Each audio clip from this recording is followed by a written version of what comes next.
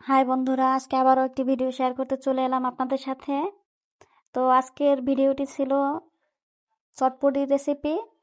তো আমি চেষ্টা করেছি একদম কম মশলায় চটপটিটি তৈরি করার।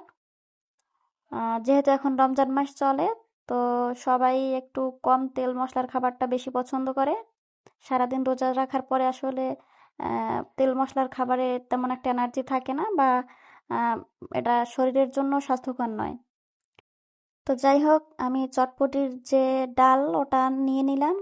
তো ওটা আমি একদিন আগে ভিজিয়ে রেখেছিলাম, কারণ না হলে ডালটা আহ, খুব একটা ভালোভাবে সিদ্ধ হয় না।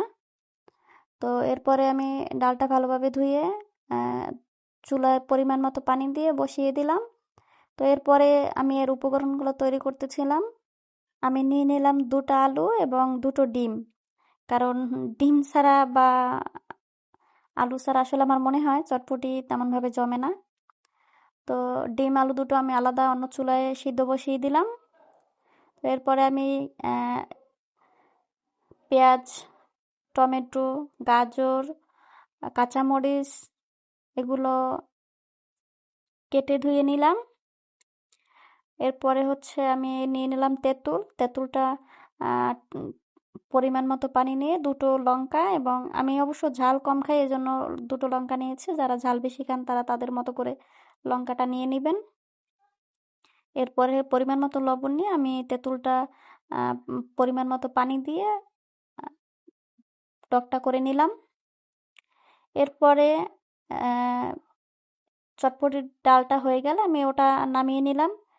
এরপরে একটা বাটি নিয়ে ওটাতে সব উপকরণগুলো খুব সুন্দরভাবে সাজিয়ে নিলাম।